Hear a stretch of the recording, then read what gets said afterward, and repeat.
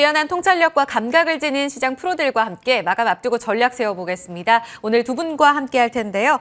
글로원 파트너스 이성웅 이사, 새롭게 인사드리는 차트스쿨 미디어 김민성 대표 모셨습니다. 어서 오세요. 네, 안녕하세요. 네, 반갑습니다. 네, 반갑습니다.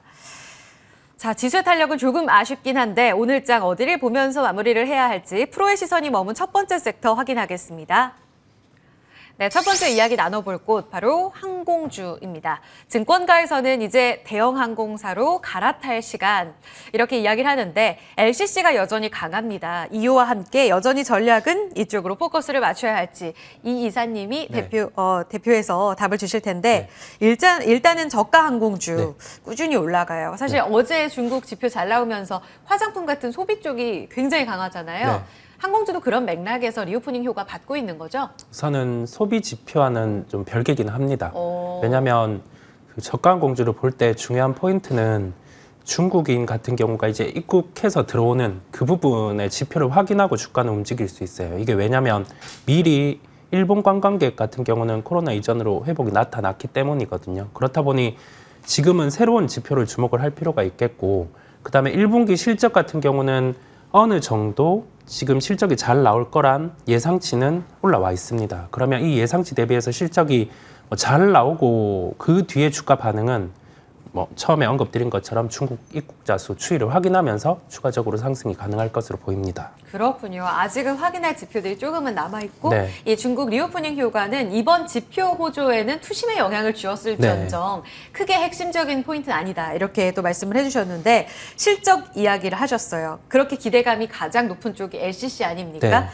실적 개선 속도에 있어서는 아무래도 정부 정책 영향도 받았을 거고 소비 심리도 많이 개선이 됐어요. 1분기 호 실적에 있어서는 기대치 더 높여도 가능한 건가요?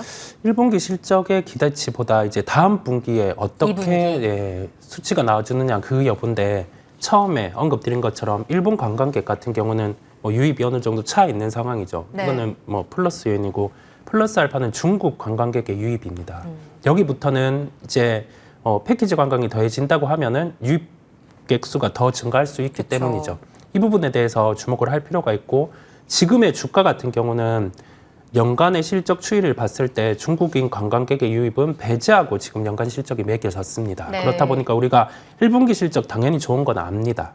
1분기 실적을 확인하고 다음 분기 실적이 좋냐 여부에 따라서 주가는 엇갈릴 수 있는데, 그런 개연성이 지금 월별의 중국인 입국자 수를 보면 충분히 좀 호조가 나타날 수 있습니다. 그렇다 보니까 주가에 대한 관심을 1분기 실적 이후에도 가져야 된다는 결론입니다.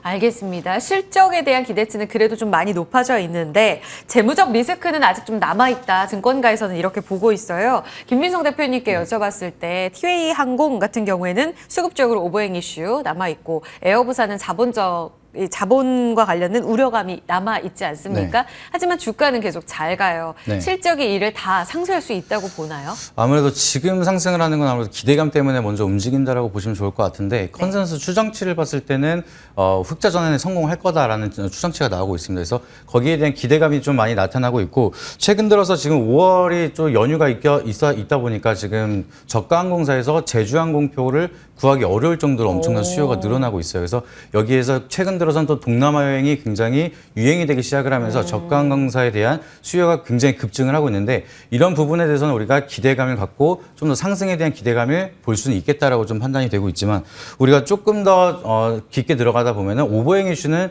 좀 지속적으로 따라올 수밖에 없을 거라고 좀 생각을 하고 있습니다. 그래서 지금 기대 선반영의 주가가 반등이 많이 나타나고 있는데, 단기간에 너무 크게 올랐고 이제 기대 선반영이 나타났던 우려감이 있다 보니까 차익 매물이 쏟아진다라고 하면은 거기에 주가가 좀 다시 한번 움직일 수 있고 조정이 나타날 수 있는 그런 기대가 이제 좀 우려감이 형성이 될 수가 있기 때문에 그런 점을 좀 조심하는 게 좋을 거라고 좀 판단이 되고 있고요. 죄송합니다.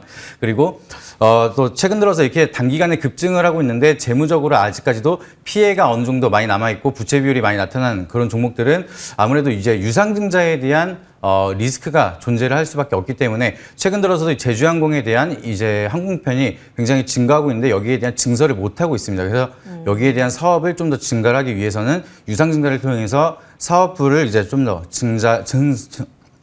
증설을 하는 그런 흐름이 만들 수가 있기 때문에 좀 유상증자 리스크를 좀 우리가 염두하고 지켜보는 게 중요하겠다라고 좀 보시면 좋을 것 같습니다. 주가 희석 여부 우려가 여전히 남아 있다. 네. 그럼에도 불구하고 국민연금 쪽에서 지난해 2분기에 좀 줄였던 지분, 그러니까 여행, 항공 쪽으로 다시 좀 사들이는 모습이 포착이 됐다라는 뉴스가 또 나왔습니다. 네. 이쯤에서 다시금 제주항공과 진에어 지분을 늘렸는데 네. 결국은 그들도 매력적으로 장기 투자 측면에서 많이 보잖아요. 네. 그런 측면에서 여전히 LCC가 매력적인가? 그렇죠. 제가 봤을 때는 국민연금이 좀 단기간에 트레이딩 관점으로 들어오는 집단은 아니기 때문에 좀 포트폴리오를 이제 국민연금이 어떠한 포지션으로 제가 좀 포지션을 잡고 있는지 좀 분석을 해봤는데 네. 한 1,250개 상위 종목 중에서 1위부터 4위까지는 거의 대형주 위주로만 포지션을 잡고 있습니다. 그래서 좀 장기적인 투자에 대한 성향을 가지고 있는 게 국민연금이다 이렇게 보실 수가 있는데 그래서 제주항공이라든지 LCC 쪽으로도 우리가 이제 국민연금이 급하게 접근을 하기보다는 좀 사 모아가면서 장기적인 투자 전략으로 접근을 했다라고 보실 수가 있겠습니다. 그리고 나서 아까도 말씀드렸던 것처럼 유상증자에 대한 리스크가 있기 네. 때문에 국민연금이 보유 비중이 크지 않아요. 거의 포트폴리오에서 1%도 안 될 정도로 작게 들어가 있기 때문에 유상증자를 한다고 하면은 참여할 것까지 좀 염두를 하고 장기간을 보고 투자를 하는 포지션이다. 좀 이렇게 보면 좋으실 것 같습니다. 확인해야 될 것들은 있고 장기적으로 국민연금 쪽에서 지분을 확대할지 여부도 함께 좀 체크를 해봐야 될 것 같아요. 이렇게 LCC 쪽으로는 사실 개인 투자자분들도 이미 좀 매력적으로 느껴서 연초보다 많이 올라와 있는 자리입니다. 네. 그런데 증권가에서는 이제는 하반기에 대형 항공사로 갈아타라 네. 이런 리포트를 제시를 했습니다. 네. 이제 뭐 국제선 수요도 늘어날 거고 네. 그런 측면으로 봐야 되는 것인지 그러면 LCC는 이젠 팔땐 건지 이사님 어떻게 보세요? 우선 LCC는 2분기, 3분기 이후에는 뭐 매도를 해야 될 것으로 보입니다. 근데 이게 왜냐면 가정을 해보죠. 일본 관광객이 이제 다 들어왔고 중국 관광객 같은 경우가 코로나 이전의 수치로 회복을 한다고 하면 이 다음이 크게는 없습니다. 우리나라가 아주 뛰어난 관광 국가라서 막 대규모로 들어온다. 코로나 이전 수치보다 막 뭐 150%, 200% 회복을 하고 더 커버를 한다면은 그때 저가항공주는 더 상승을 할 수 있겠는데 한 3분기 기점으로는 실적이 피크를 이룰 수 있습니다. 그러면 주가는 당연히 실적보다 선행을 하기 때문에 한 2분기 정도는 주가 가격으로는 피크가 날 수 있는 거죠. 예, 그 점을 감안하고 그러면 대형 항공주 같은 경우는 LCC를 볼 때랑 좀 다른 관점입니다. 수익과 비용 관점으로 나눠야 돼요. 수익에 대해서 큰 포지션을 차지하는 게 여객이고 이 여객 중에서 미주노선의 여객 비중이 큽니다. 그렇다 보니까 미주노선에 대한 점유율을 가지고 가는 기업들 같은 경우가 주가가 될 수 있겠고 비용 측면에서는 유가와 환율입니다.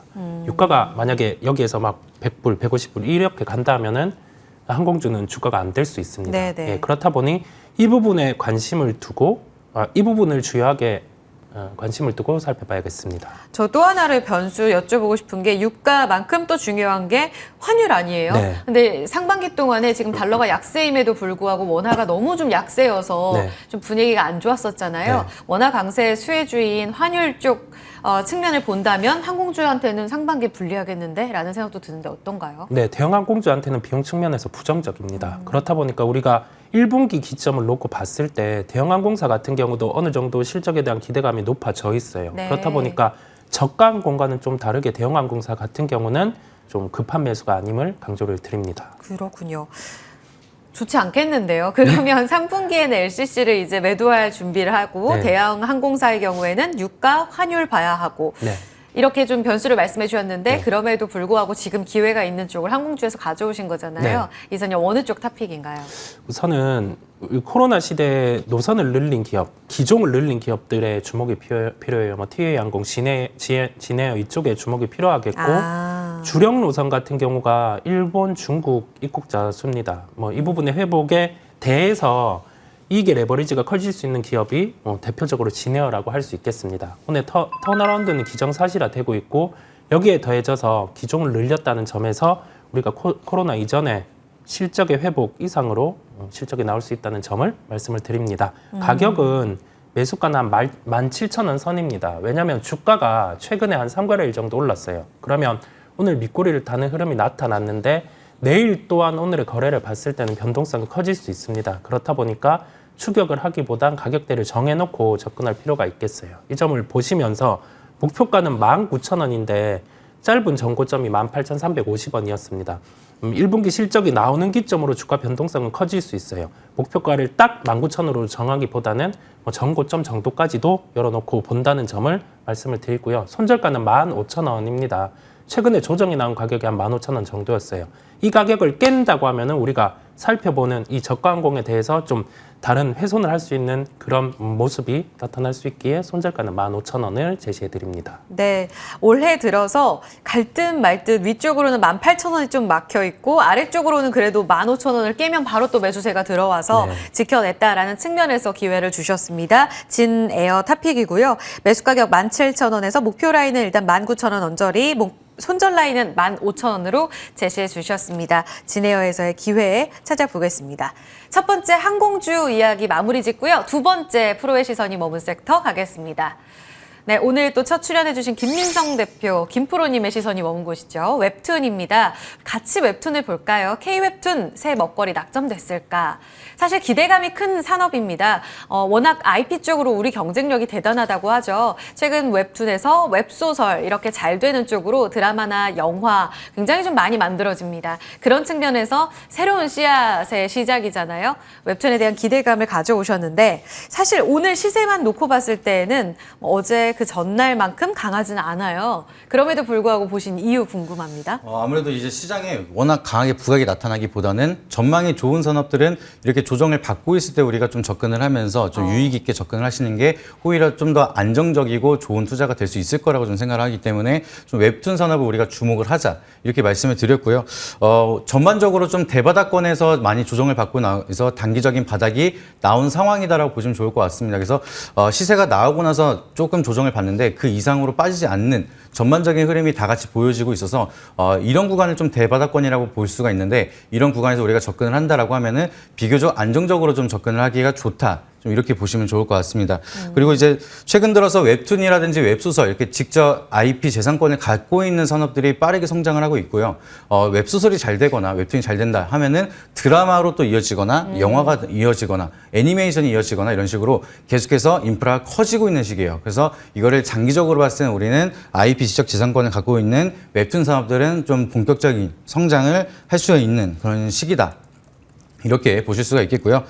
그리고 애플북스 이슈 때문에 또 일본 시장에 대한 진출의 기대감도 같이 나타나고 있기 때문에 이렇게 다시 한번 화두가 일어나기 시작을 한다라고 하면은 다시 한 번 더 테마에 대한 수급이 들어올 수가 있어서 지금부터 우리가 주목을 하기 좋은 시기다. 좀 이렇게 보고 있습니다. 네, 다시금 우리가 노려볼 자리에 왔다 이렇게 말씀해 주셨어요. 이제 앞으로 또 김프로님의 시각을 우리가 눈여겨서 봐야 될 텐데 네. 웹툰 자주 보세요, 대표님? 네, 요즘 들어서 좀 자주 보는 것 같아요. 뭐 재밌게 보신 게 있나요, 최근에? 저는 나 혼자만 레벨업이라는 웹툰이 워낙 유명해서 한번 네. 봤는데 굉장히 재밌더라고요. 그래서 회기물의 좀 시작점이라고 얘기할 정도로 패러디가 많이 나올 정도로 좀 그만큼 웹툰에 대한 좀 포지션이 많이 넓어지고 있다는 걸 많이 느끼고 있습니다. 진짜 회기물이 대세다. 저 이 얘기도 들었거든요. 네. 인기가 많고 재벌집 막내 아들도 네, 회기물이었잖아요. 맞아요. 네.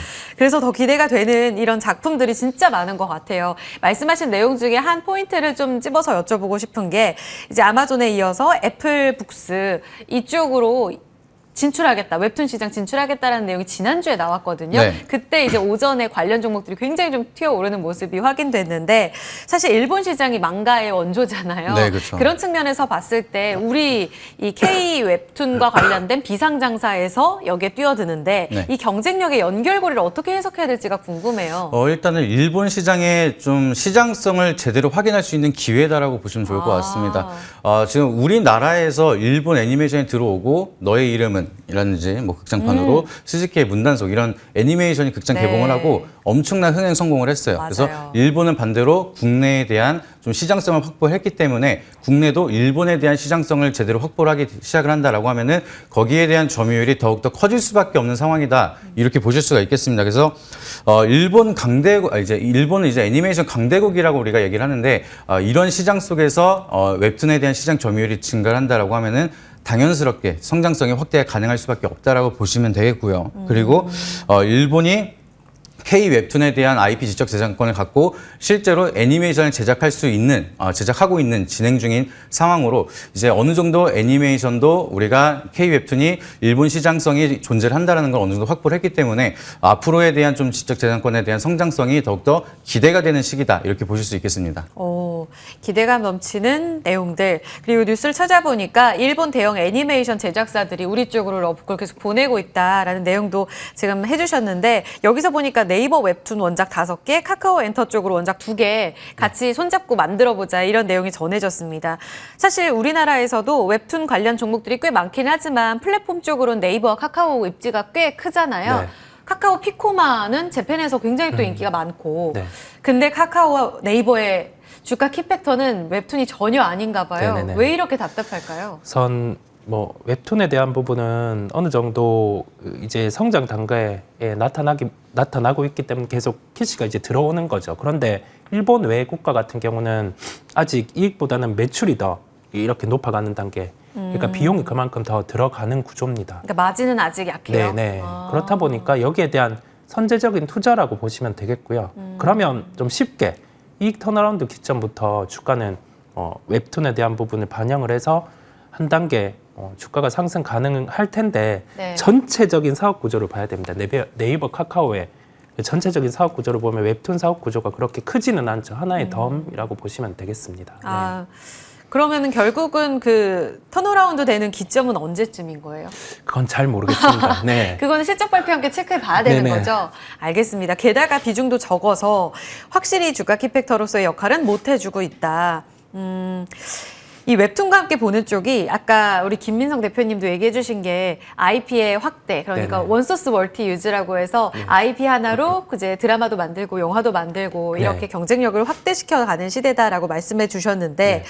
워낙 지금 저작권과 관련해서는 네. 이런 복제라든지 계속 단속에 들어가고는 있지만 우리가 건너야 할 이런 과제들이 많이 산적해 있는 상황인 거잖아요. 그런 측면에서 봤을 때 IP 확대가 정말 순조롭게 순기능만 보여주면서 수익성 향상으로 이어질 수 있을까에 대한 의문점도 있어요. 여기는 어떻게 생각하세요? 네, 불법적인 측면의 단속이 제도적으로 이루어진다고 하면은 뭐 IP의 확대는 분명히 수익으로 이어질 겁니다. 그리고 구조적인 변화가 드라마 쪽에 멀티 IP 시스템이죠. 네. 내 IP가 있는데 이거를 다른 채널에 다 공유가 가능한 식으로 그 부분이 연초부터 이제 어느 정도 이루어졌고 이게 확대가 된다면은 지금 뭐 웹툰사라든지 컨텐츠 회사 같은 경우는 현재 거두는 이익보다는 추가가 될 수 있을 겁니다. 그 부분을 체크를 하시는 게 포인트라고 하겠습니다. 아, 그럼 리스크는 불법 콘텐츠 근절? 이거 하나인 거예요? 웹툰주의 리스크는? 그렇지는 않고요. 네. 이게 만들었는데 잘 안 되면 네, 되면 콘텐츠의 좋지만 어떤 흥행 네. 여부 네. 또 두 가지 같이 체크해 보면 된다. 웅진 싱크빅이 6거래일째 올라갑니다. 이거 수혜주로 같이 체크해 볼 수 있는 건지 궁금해요. 그 애플 웹툰 서비스 출시되면서 시장에서 일단 주목을 하고 있는데 반면에 미스터 블루 같은 웹툰의 어떻게 보면 대장주잖아요. 네. 원래 시세를 이끌어갔던 종목 중에 하나인데 이 종목은 조금 약합니다. 어떻게 볼까요? 수혜주를 압축할 때 김민성 대표님은 종목을 어떻게 골라내세요? 보통 일단은 수급을 보면서 시장에 대한 관심도를 먼저 보는 게 좋다라고 좀 미리 말씀을 드리고요. 근데 지금 같은 경우에는 지금 밸류 체인이라고 하죠. 이제 웹툰도 그렇고 웹소설도 그렇고 애니메이션, 뭐 게임 이런 게 밸류 체인으로 같이 엮여 있습니다. 그래서 지금 같은 경우에는 시장에 대한 좀 트렌드, 이슈가 있어야지만 좀 같이 먼저 오르고 나서 일부 종목은 빠지고 이런 순환매가 계속 이어지고 있는데 지금 같은 경우에는 웅진 싱크빅이 먼저 선두로 달리고 나서 그러면 다른 종목은 볼 게 아니냐. 그게 아니라 우리가 밸류 체인으로 엮여 있고 거기에 대해서 성장성을 같이 따라갈 수 있는 기업이다라고 하면은 충분히 눈여겨보시면서 순환매를 잘 이용을 한다라고 하면은 좋은 매매라든지 트레이딩이 될 수가 있다라고 보시면 좋을 것 같습니다. 그래서 좀 너무나 많은 밸류 체인이 있기 때문에 이 중에서도 우리가 종목을 선정하는데 좀 미래 전망이 좋다라고 판단이 되는 거는 제 기준에서는 IP 지적재산권을 얼마나 많이 보유하고 있느냐. 그게 좀 가장 중요한 전망이 될 거라고 생각을 하고 있고요. 이제는 IP 지적재산권에 대한 싸움이 갈수록 커질 전망이 나타나고 있다. 좀 이렇게 판단을 하고 있습니다. 그렇군요. 그러니까 다작 갖고 있을수록 네. 성공 확률 높아진다는 거잖아요. 그렇죠? 그렇죠. 이게 다작이 돼서 좋을 수도 있고요. 아니면 정말 하나 잘해서 하이브가 BTS 하나로 네, 네. 엄청나게 커진 것처럼 정말 대박인 거를 하나 잘 만든다라고 하면 그걸로 계속해서 파생돼서 만들어낼 수가 있는 게 굉장히 많으니까 얼마나 좋은 IP 지적재산권을 잘 보유하고 있느냐, 이 기업을 우리가 추려나가는 게 굉장히 중요한 포인트가 될 거라고 말씀드립니다. 그럼 웹툰주 잘 매매하려면 웹툰 다 봐야 될 것 같은데요, 그렇죠? 그죠. 근데 그것도 있고 이제 시장 분위기라든지 구독자라든지 얼마나 팬층을 보유하고 있느냐, 성과지표. 그거를 좀 성과지표를 보시면은 좀 판단하는데 더 쉽게 접근하실 수 있을 겁니다. 알겠습니다. 그러면은 지금 그렇게 김민성 대표님이 꼽아주신, 발굴해주신 탑픽이 어느 쪽인가요? 이번에 제가 이제 탑픽은 DNC 미디어 종목인데 제가 최근에 봤던 나 혼자만 레벨업 그거를 이제 제작한 기획사고요. 네. 아무래도 이제 카카오 웹툰을 선두로 이끌었다라고 해도 과언이 아닐 정도로 굉장히 좋은 성과를 만들어낸 게 나 혼자만 레벨업이라는 웹툰입니다. 근데 아까도 말씀드렸던 것처럼 이제 애니메이션 제작이 많이 나타난다라고 말씀을 드렸는데 네이버 웹툰으로 출시된 웹툰은 대부분 한국 제작사에서 진행을 하고 있는데 나 혼자만 레벨업이라든지 DNC 미디어에서 만들었던 웹툰들은 일본 제작사에서 직접 애니메이션을 만들어서 IP 지적 재산권을 가져올 정도로 굉장히 엄청난 큰 흥행을 하고 있다라고 보시면 좋을 것 같습니다. 그래서 워낙 많은 팬층들을 전 세계적으로 글로벌로 보유를 하고 있고요. DNC 미디어가 만든 웹툰 같은 경우는 이미 또 이제 일본에서 시장성을 어느 정도 검토가 됐다라고 판단이 될 수가 있겠습니다. 그래서 이렇게 팬층이 많은 기업인데도 이제 최근 들어서 외전이라든지 웹소설로 후속작도 연재가 시작되고 있기 때문에 앞으로에 대한 성장 모멘텀이 더욱더 기대가 되는 그런 기업이다라고 보시면 좋을 것 같습니다. 연초에 3만 원을 돌파했거든요. 네. 그런데 꽤 빠르게 좀 상승분을 반납하면서 거의 한 2만 원을 이탈하는 이런 모습이 이어졌습니다. 지금 자리도 2만 원 회복 시도가 나오기는 하는데 주가 자체는 시원하게 올라가지는 못해요. 관전 포인트가 될 수 있는, 그러니까 변곡점을 만들어낼 수 있는 핵심 포인트는 뭔지와 또 전략 측면까지 들을게요.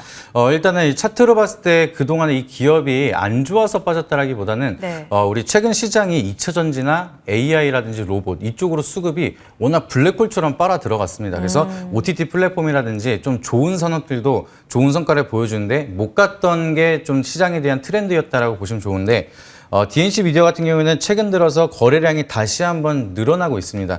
일단은 시장에서 주목을 받아야지만 이 기업이 저평가에서 본연의 위치로 올라가는 게 기본적인데 DNC 미디어는 최근 들어서 많은 거래량이 죽고 나다가 최근 들어 다시 거래량이 들어오고 있다는 거는 그만큼 시장에서 관심도가 증가하고 있는 상황이다라는 거를 해석을 할 수가 있겠습니다. 그래서 지금처럼 이제 거래량이 늘어나고 있다는 거를 지속적으로 이어진다라고 하면은 뭐 실적이라든지 전망을 우리가 잘 알고 있고 유망하다는 걸 잘 이해하고 있다 보니까 이 흐름만 유지된다라고 하면은 추가적인 한번 반등이 나올 수 있는 자리다 이렇게 판단을 하시면 좋을 것 같습니다. 네. 그래서 제가 봤을 때 가격 전략을 간단하게 말씀을 드리면요. 일단은 뭐 급한 변동폭이 있는 건 아니기 때문에 매수가는 25,500원에서 21,000원 사이로 밴드를 잡고 접근을 하시면 좋다라고 말씀을 드리고요. 목표가는 일단은 25,000원대 잡으시고 손절가는 추세가 이탈하는 19,000원대 잡고 대응을 하시면 좋은 결과 있을 거라고 말씀을 드리도록 하겠습니다. 네, 이달 들어서 거래가 조금씩 실리는 모습 이어집니다. 지난주 금요일에도 윗꼬리가 길게 달리긴 했는데 이날 거래가 굉장히 많이 실렸거든요. 이런 흐름들 속에서 시장의 주목도 눈여겨보시고요. 수급과 함께 체크하면서 25,000원에서 21,000원 사이 매수, 25,000원까지 볼 수 있는 DNC 미디어 전략까지 함께 들어봤습니다. 탑픽까지 정리해보면서 두 분과 프로의 시선 마무리 짓도록 할게요. 오늘 김민성 대표 그리고 이성웅 이사 두 분과 함께했습니다. 두 분 말씀 잘 들었습니다. 네, 감사합니다.